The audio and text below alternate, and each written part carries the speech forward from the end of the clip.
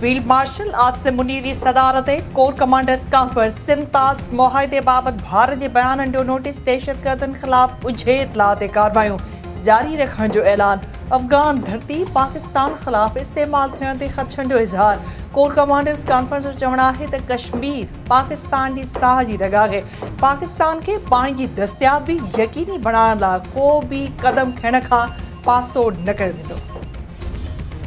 सिंधु दरिया लाइ जंग करनी पई त कंदासीं बरसूं सिंध न ॾे सूबीपी चेयरमैन बिलावल भुट्टो ज़रदारी जो ऐलान संदसि चवण है तो सिंतास मुआहदे ते कंहिं भी किस्म की सौदेबाज़ी न कई वेंदी। इसराइल जहिड़े भारतीय साज़िश पाकिस्तान में कामयाब न थींदी भारत के इबरतनाक शिकस्त बर्दाश्त न थी रही है।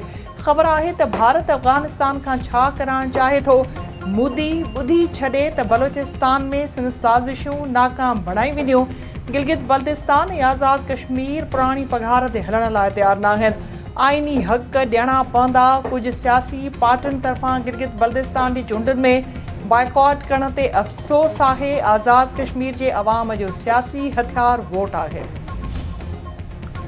गिलगित बल्तिस्तान के नए वरे वज़ीर अमजद हुसैन उहदे जो कसम खणी वरतो। गिलगित बल्तिस्तान के गवर्नर हाउस में जीए भुट्टो ऐं ज़िंदा है बीबी ज़िंदा जे नारनि जी गूंज। अमजद हुसैन जो चवण है तो पीपीए जो गिलगित बल्तिस्तान से 3 नस्लुनि जो रिश्तो बरक़रार है।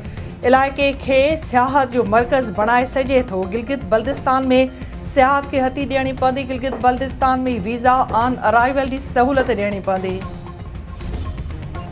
वफ़ाक़ी सरकार में सिंध की नौकरियुनि की कोटा ते 16 सालनि खां अमल न थियण जो इंकिशाफ। सेनेटर ज़मीर घुमरे की सदारत हेठि सेनेट के अख़्तियारनि की मुंतक़िलीअ बाबत सब कमेटी जो इजलास। नौकरियुनि में सूबाई कोटा ते अमल करण बाबत गौर वीचार। इस्टेब्लिशमेंट डिवीजन के खाली जायूं फौरी तौर भरण की हिदायत।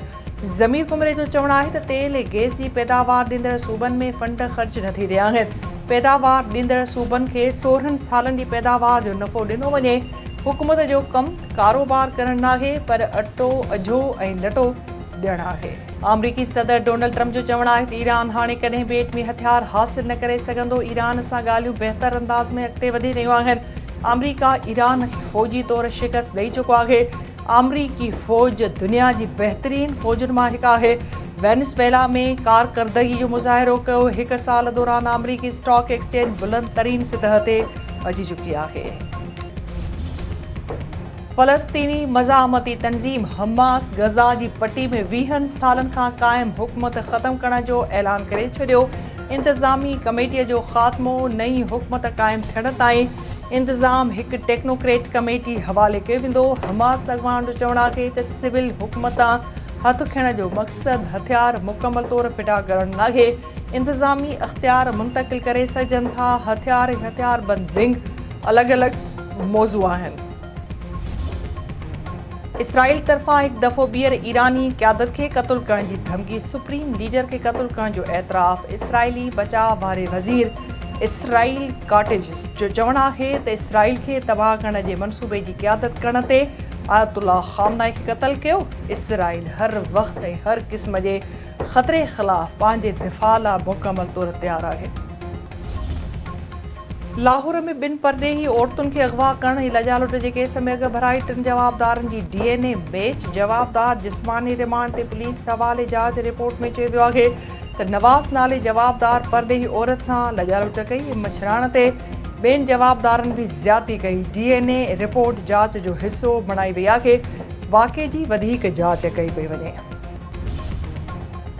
मीरपुर ख़ास सेंट्रल जेल झेड़े के इल्ज़ाम हेठि कैदी मुबैना तौर दिल के दौरे सबब फौत। वारसनि तरफ़ां मुखालफ़नि ऐं पुलिस ते क़त्ल करण जो इल्ज़ाम। वाक़े की जांच जो मुतालबो। कौमी टेस्ट क्रिकेट टीम के कप्तान बाबर आज़म जो चवण है तो बैटिंग दौरान संदसि सोच हमेशा टीम की ज़रूरत होंदी है। जेकॾहिं ज़रूरत पवण ते तेज़ खेॾंदो आहे। कौमी क्रिकेट टीम की कप्तानी करण हमेशा ला हुन ला एज़ाज़ की ॻाल्हि आहे।